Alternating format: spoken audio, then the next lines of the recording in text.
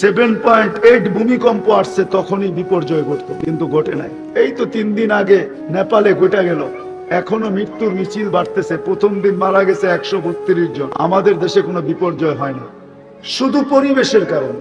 আমি দেখাইতেছি, বাংলাদেশের মতো মসজিদ মাদ্রাসার পরিবেশ দুনিয়ার কোথাও নেই। আলেম ওলামা আল্লাহওয়ালাদের পরিবেশ দুনিয়ার কোথাও নেই। বাংলাদেশে যত আলেম ওলামা আল্লাহওয়ালাদের পরিবেশ, এটা দুনিয়ার কোথাও নাই। আরেকটা হলো এই কোরআনী মাহফিলের পরিবেশ দুনিয়ার কোথাও নেই, কোথাও নেই।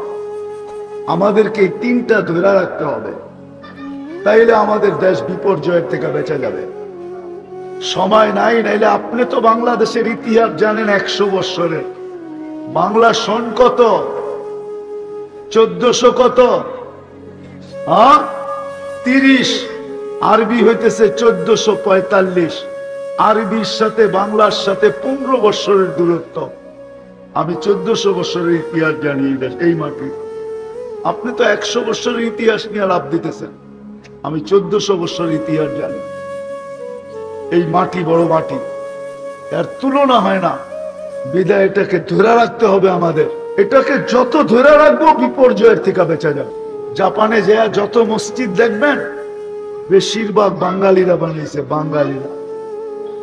ওইখানে যারা থাকে এই ইয়াং ইয়াং পোলাপান, ওদের ব্যাস আছে 10 জন 12 জন মিলা ঘুরতে থাকে। জুয়ার আড্ডা কোনটা বিক্রি হবে আর কিনবো আর মসজিদ বানাইব।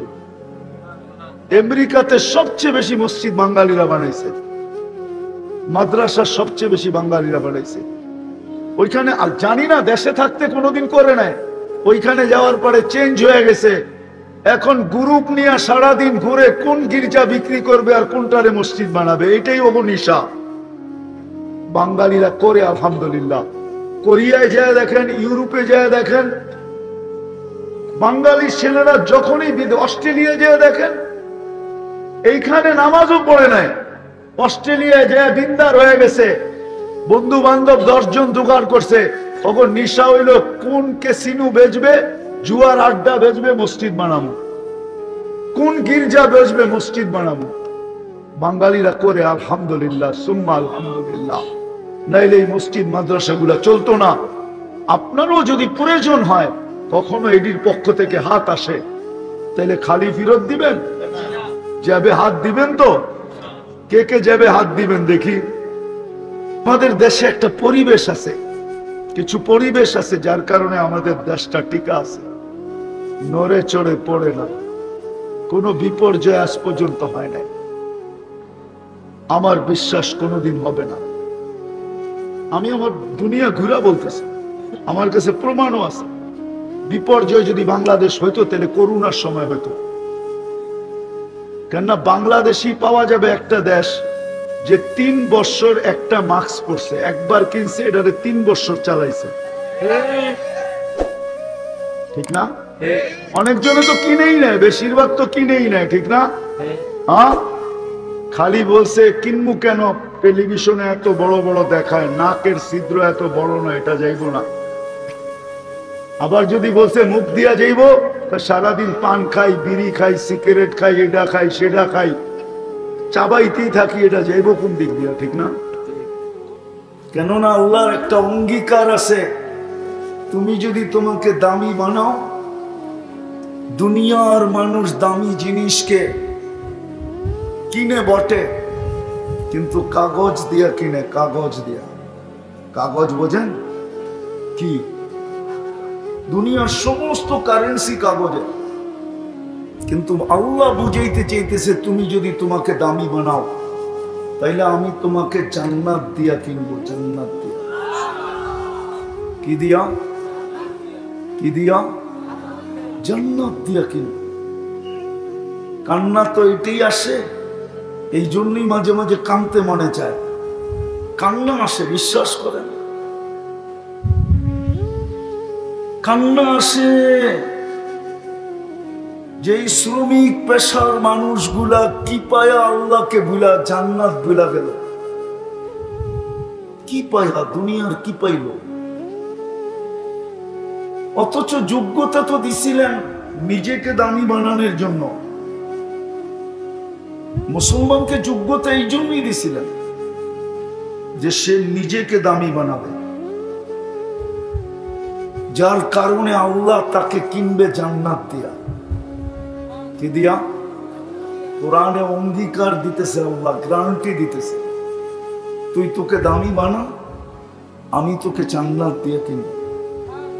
আল্লাহ যুবককেও কিনতে চাইতেছেন, বৃদ্ধকেও কিনতে চাইতেছেন, প্রত্যেকটা মুসলমানকে কিনতে চাইতেছেন যে আমি তোমাকে জান্নাত দিয়ে কিনবো, চিরদিনের জান্নাত।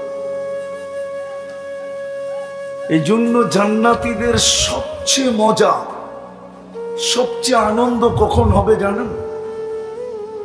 জান্নাতে ঢুকানোর পরে সবচেয়ে আনন্দ হবে যখন ঘোষণা হবে আনতাহইয়াউ ফালা তামুতু আবাদা, চিরদিন থাকবে, কোনোদিন মৌত হবে না।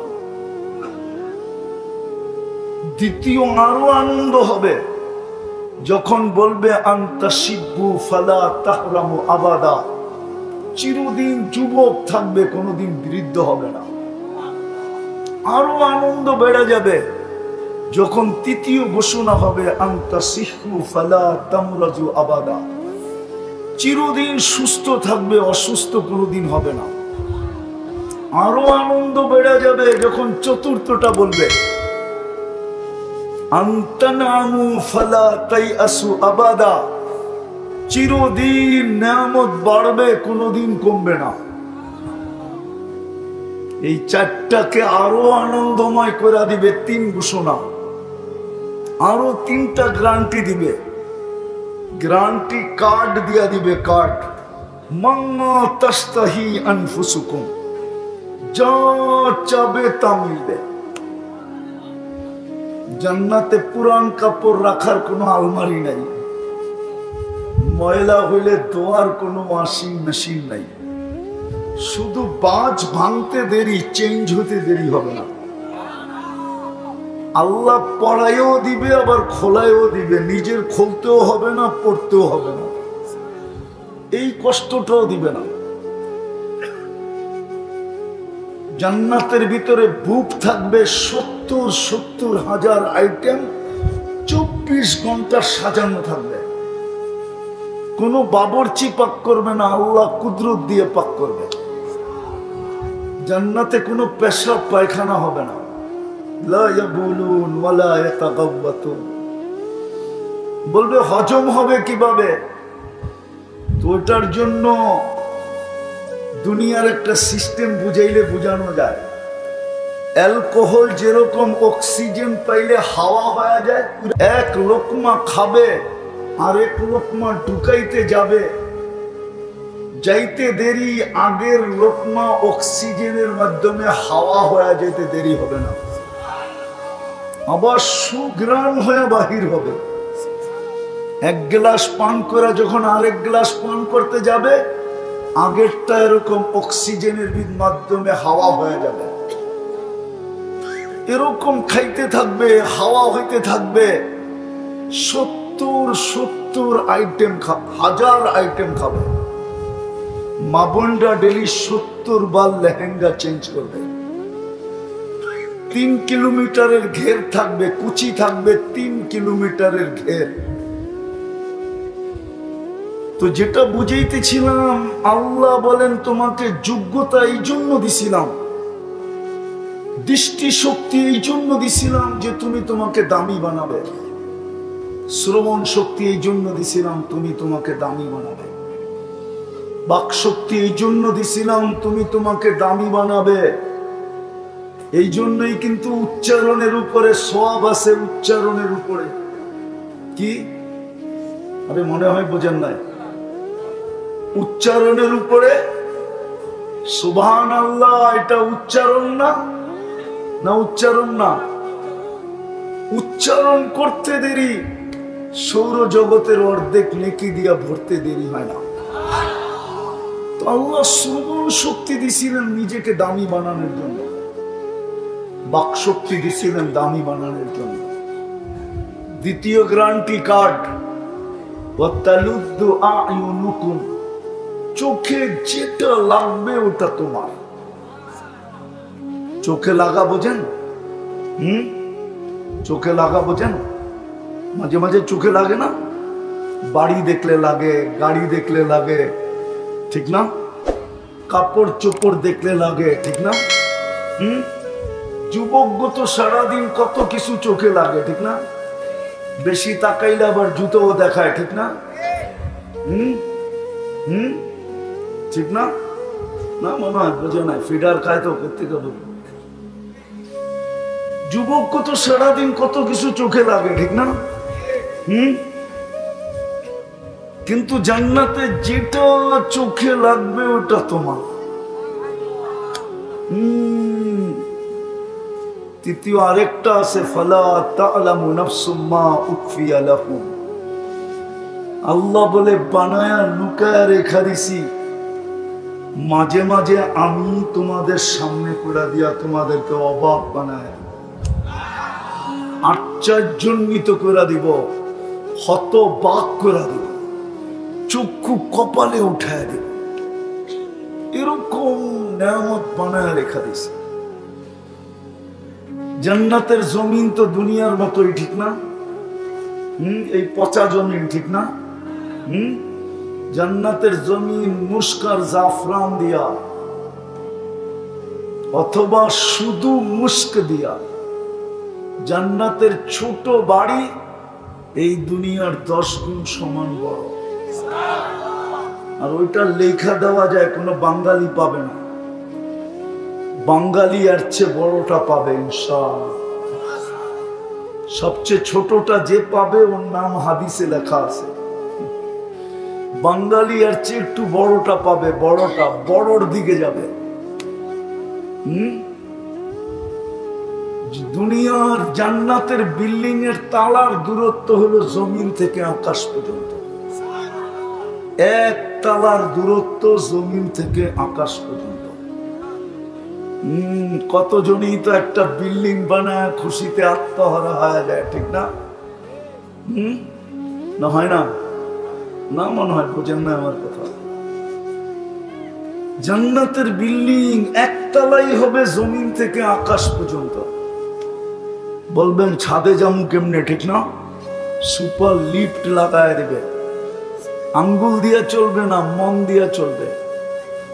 চোখের পলকে ছাদে নিয়ে নামায় দিবে। সুপার এক্সেলেটর লাগানো আছে, চড়তে দেরি, ছাদে নিয়ে যেতে দেরি করবে না।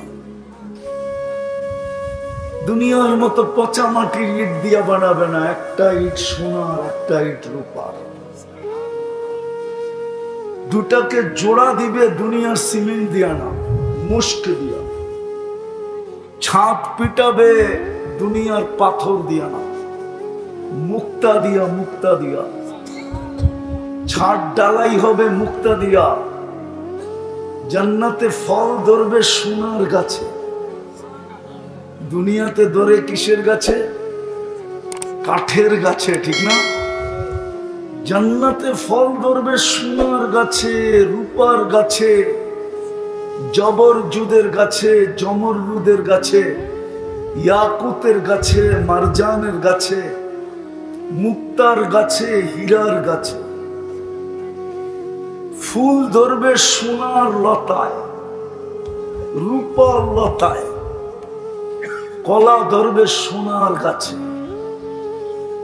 জান্নাতে সমস্ত ফার্নিচার হবে 8 প্রকারের জিনিস দিয়া, সোনা দিয়া, রূপা দিয়া, জবরজুদ দিয়া, জমরুদ দিয়া, ইয়াকুত দিয়া, মারজান দিয়া, মুক্তা দিয়া, না হয় হীরা দিয়া।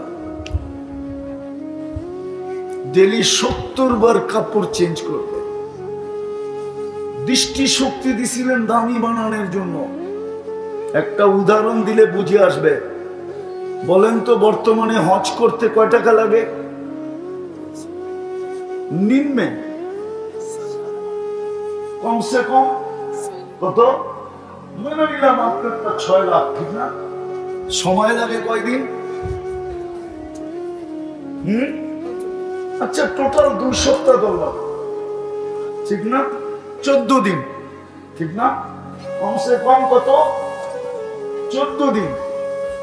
টাকা লাগলো কত, সময় লাগলো কত, যেতে হবে কোথায়? মক্কা মদিনা, ঠিক না? সত্য তো? দৃষ্টি শক্তি দিছিলেন দামি বানানোর জন্য। হজ করতে গেলে 6 লক্ষ টাকা লাগে। হায় হায়, আল্লাহ গরিবদেরকে কেমন ভালোবাসছিলেন, উম্মতে মুহাম্মদীকে আল্লাহ কেমন ভালোবাসা দিছিলেন।